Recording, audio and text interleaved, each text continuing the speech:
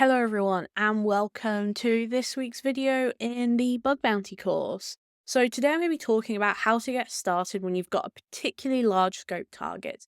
Now large scope targets are usually recommended for beginners, and that's because they tend to be really flexible, right? Like you've got a lot of different stuff to look at and look into and to try and hack on. So it can be a really great place to get started because there's a lot more to look at, there's a lot more bugs to find potentially. In terms of the sort of stuff I hack on, I tend to hack on large scopes, but I usually focus on one part of that larger scope.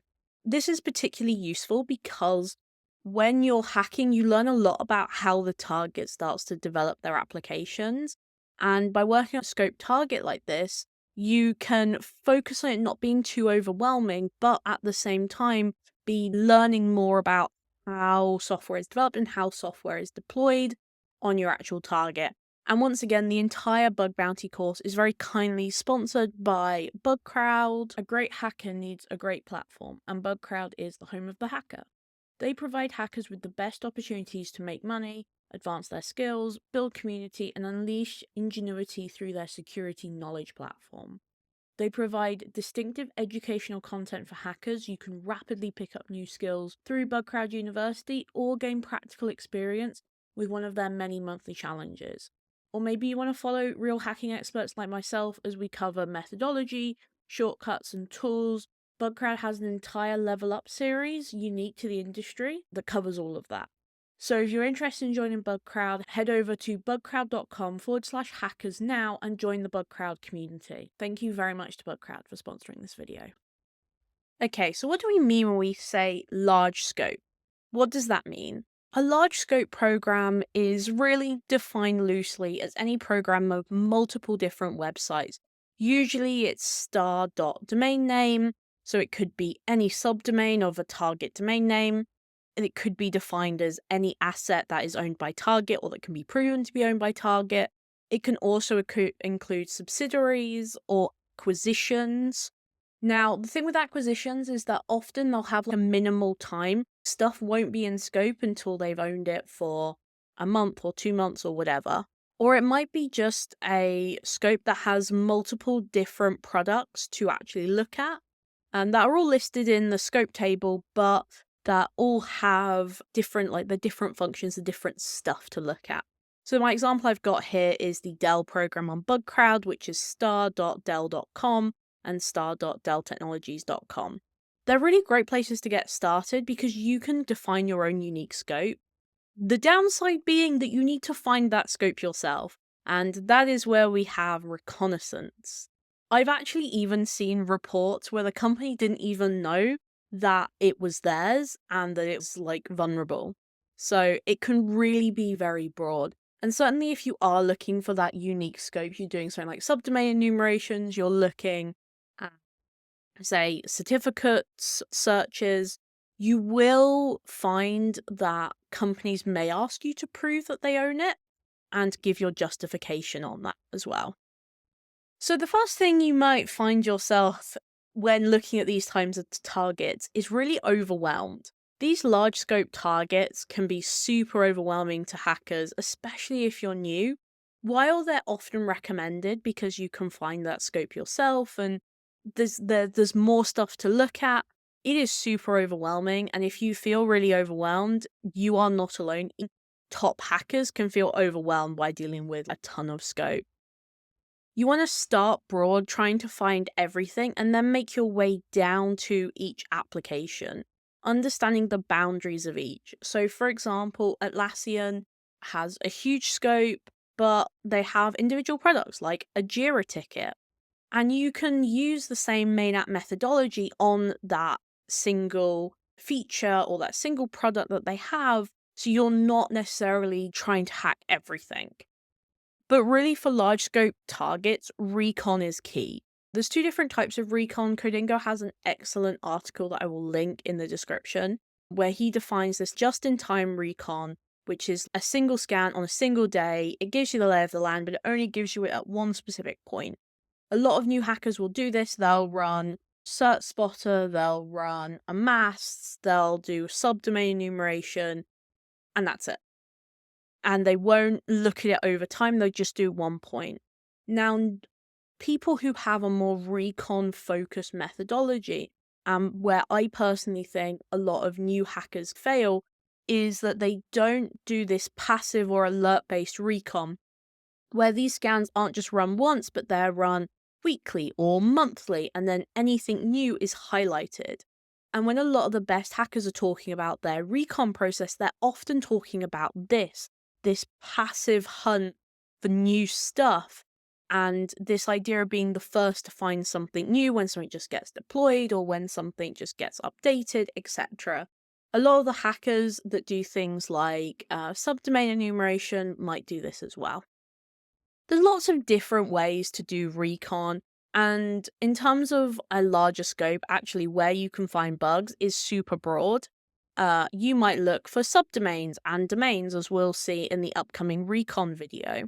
You might look at code and version control to see if there's any pieces of code that is owned by your target, and then you might want to do a code review, also coming up in a video. You might just go through the applications that they provide and just go through them one at a time, go with the documentation they actually provide you, like in my main app methodology. You might look at third-party services like Slack or integrations within that application. You might look for API keys or data dumps via Google Dorking. You might find documents again via Google Dorking. You might do API enumeration, such as in my API enumeration video, to discover maybe those API endpoints that are up but not being referenced or that you can't find referenced. You might actually just go through the scope page. The scope page will often very clearly say, this is what we have, this is what's in scope and out of scope. You might use tools that tell you the tech stack of something, and instead of hacking an application, you might go, what's it running? You might also look at company news, whether that's through updates or patch notes, to understand what new features have been released. And all of these are valid ways to hunt for bugs on these larger scope programs. There's not just one way of doing it. And actually, if you are a beginner, what I really recommend is to focus on what's in front of you. Don't try and do like loads of subdomain searches and building up a full recon pipeline. Look at what's in front of you and hack that first, because that will tell you a lot about how the product is supposed to be used. Subdomain or domain enumeration, trying to find what else is out there. There's two really good tools for it, a mass and sublist. You can usually just provide a name or a single domain name, and it will try and find new domain names or related information from a bunch of different sources.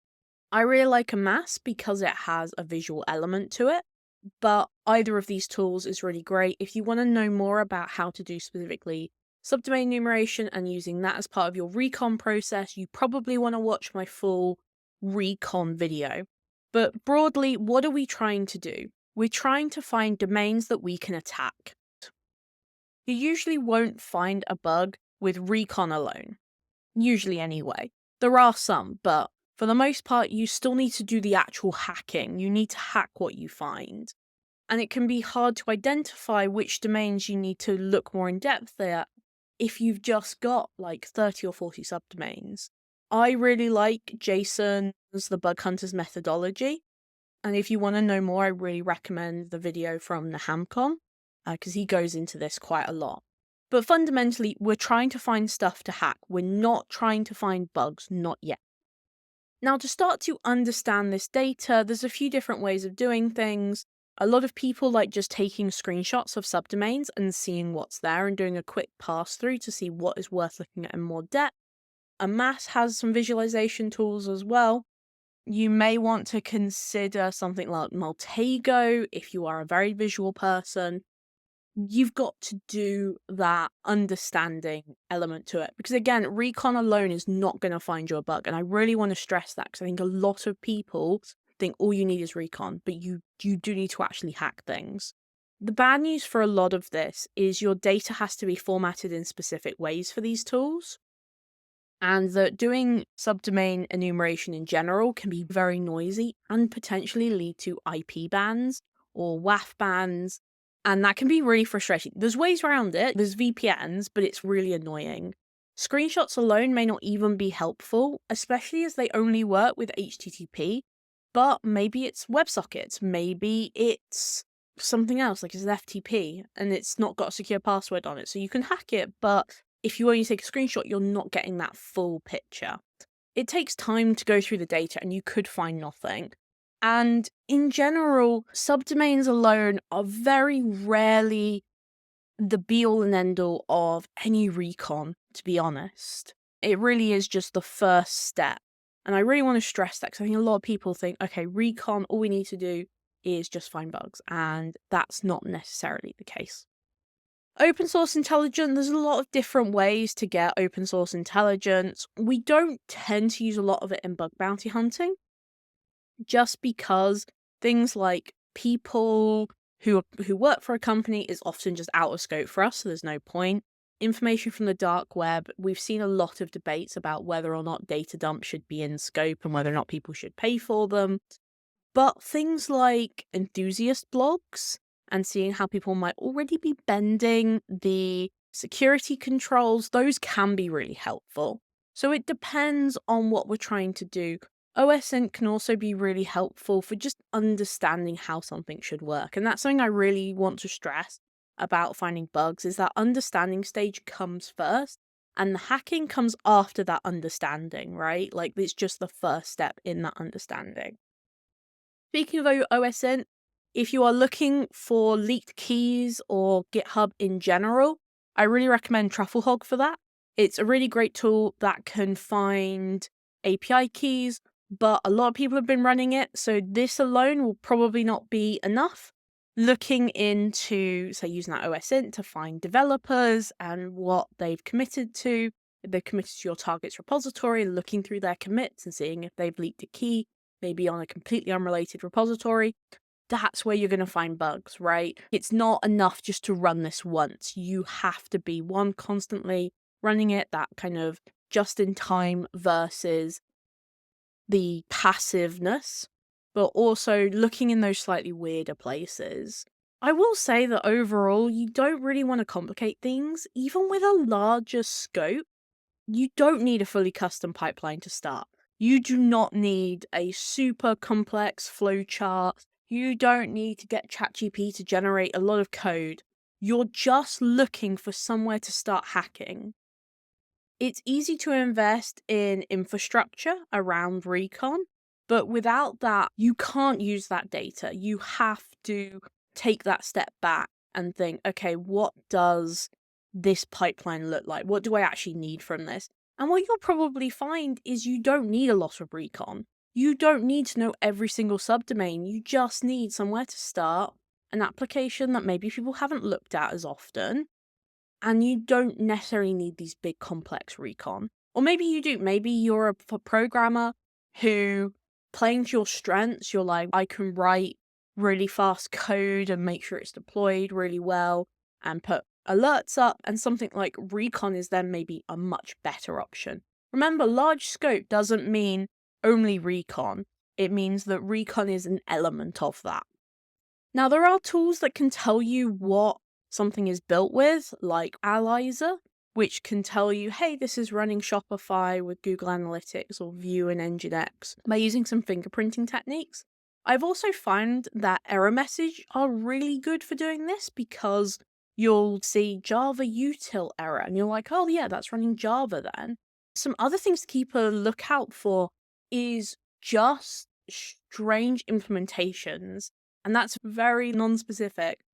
But recently I did find a bug where it was like a unique way of doing a GraphQL API, and I hadn't ever seen the GraphQL be called in this way, and when I looked it up, it was only implemented in a few different servers, and then that server implementation was then vulnerable to another attack. So by going into like supply chains, it can be really helpful. Note that a target won't necessarily accept a vulnerability on something they cannot control, but something they can control, like open source software that's been misconfigured, they will pay for. So if you find a bug on Shopify, report that to Shopify. If you find a bug on an implementation of an API framework, that's when you might want to consider doing it to the target, not Shopify. CVEs. There is, and again, a really good talk from Godfather Orwa about Shodan and leveraging Shodan for vulnerabilities. You can actually get access to Shodan for free if you're a student, and it has a vulnerability search. You can put in a CVE and it will show you matching ones. The difficulty comes is, okay, how do you take that and take it back to your target? It's a challenge. There are so many good ways of using Shodan, properly going into things. Again, I really recommend Orwa's presentation because that is how to use Shodan. I watched it live as well, actually. It was very good live. Another thing you might consider is just Google dorking in general. I put a link to this in the description, but this is just a link of like common Google dorks. And here you can see files containing juicy info as a section. Again, you have to figure out how you're going to take that back to your target. Maybe that's adding more parameters. Maybe that's just verifying who owns it, etc. In terms of what your Google dorking looks like, it depends on the target. The index/API, I find, does nothing. Does nothing for API hacking because most APIs don't have an index. They're usually controlled by a framework nowadays. But it can still be really helpful for just finding interesting stuff. Again, you're not finding a vulnerability here. You're finding something that's worth looking at. You're finding something that you might want to look more deep in depth to. News and updates, going through version histories, going through marketing blogs, really useful ways to understand what an application is supposed to do, and also the kind of flaws it has. Quite often you might just see security issue, but actually if you dive into the patch notes, it might be potentially a bit more information. Again, it's not guaranteed, but it at least tells you what your target is deploying. Now, of course, if you can find something that's newly deploying that's in scope, that is great on a large scope target because you've got somewhere to start. You've got, okay, I can start there. I can start on this new thing, and you're going to be looking at like low competition, bug hunting. Remember, we are not trying to find bugs when we do this. We are trying to find stuff. It might be useful stuff. It might be completely useless stuff. Recon is about more than just that single scan. By doing it over time, that's what really gives recon-based bug hunters their power and skills and how they're actually able to find bugs. If you want to be a recon-focused hunter, you're going to need to invest in pipelines and notes and alert systems and how you respond to those alerts and what kind of things you're even searching for. It takes a lot to invest into that. And quite frankly, when you're a beginner, if you don't already have those skills, there are other hackers who have already developed them and who can find stuff much faster than you can at the moment. Saying that, does that mean you shouldn't look at main scope targets? No. You just need to have some targets. Once you have some targets, just hack them. No different to the main app methodology. Treat each like its main application and just go through it.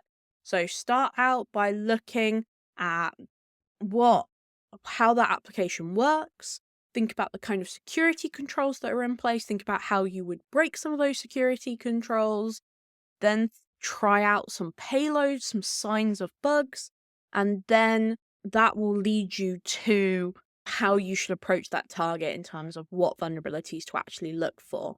Again, the point of a large scope is to do some basic reconnaissance. Once you've done your basic reconnaissance, you just stick to your regular methodology. You don't have to do a recon focus methodology. I think that's really important. So hopefully that was helpful and useful to think about how we might approach a large scope target. In the live stream at the end of this series, I'll be looking at a large scope target and showing you techniques that I would start with. But my techniques are often just look at what's there, pick an application, and just start main app methodology. I am not doing any kind of complex recon. It's not in my skill set. It's not my forte. I don't find it enjoyable. I just don't do it. Saying that, if you do want to learn more about recon, I really do recommend the recon video that I put up in the YouTube suggested video thing that pops up at the end of videos. Start there. If you are a new hacker, you just want to do whatever comes next, large scope target, main app methodology, just have a go at actually hacking something. I promise you will learn so much. Thank you very much for watching, and thank you very much to BugCrowd for sponsoring this video. Bye everyone.